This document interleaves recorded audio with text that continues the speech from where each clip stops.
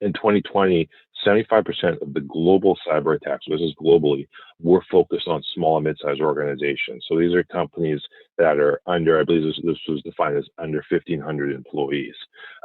This is a noticeable shift. We've seen this over the past, let's say, probably 5-7 years, where around 2010, maybe as late as 2010, 2011, the majority of cyber attacks were focused globally on large enterprise organizations. But through the gift of time, and as large organizations have become better at cybersecurity, and as more and more small organizations have become more reliant on digital technologies, there's been that shift. Cyber attackers now see, and criminals see, small, mid-sized organizations as low-hanging fruit. It's sort of like if you go into a parking lot and you're a car thief. There's going to be the cars which are locked. There's going to be the ones which are not locked. The ones which are unlocked, that's low-hanging fruit, right? You just open the door and help yourself to whatever goodies are inside. So that's what we see. Is that there's still so many small, mid-sized organizations which just aren't doing the basics and making it painfully easy for cyber criminals to just break in and steal sort of the digital data goodies, shall we say.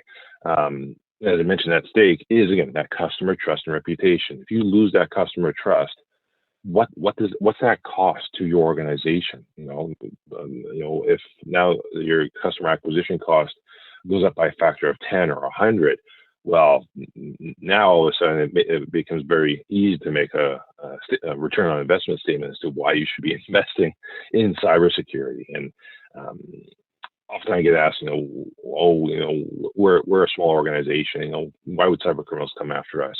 It doesn't matter how big or small you are. That factor may have been true in 2010 and prior to that, but now every organization is a data-driven organization, and that's what criminals are seeking: data.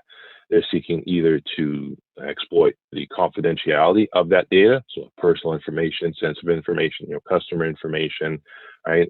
They steal that. They can use that to commit identity theft, other crimes, what have you, right? So that's one aspect of why data is valuable.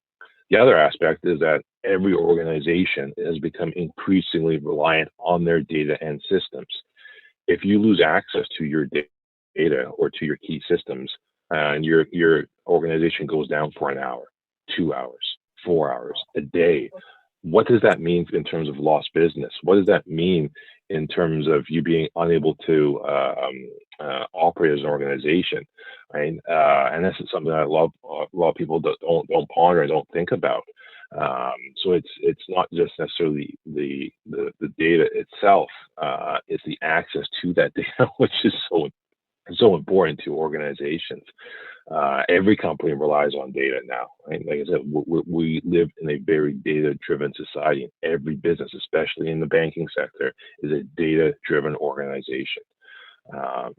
And what was interesting was that I believe this was just a week or two ago, where the Bangladesh bank announced that there are new cybersecurity guidelines which are forthcoming. They haven't released what the specific details are, but and it's a trend that we're seeing globally as well, is that many of the financial sectors, and we see that here in North America as well, and in Europe, that there's a further clampdown on cybersecurity, and that now the financial sector, I guess, regulating bodies, shall we say, are not just leaving it to the organizations to sort of figure out cybersecurity. They're becoming much more prescriptive with what they expect, right? So that's another reason, again, back to that compliance factor, why it's so important to invest in cybersecurity and know what's going on.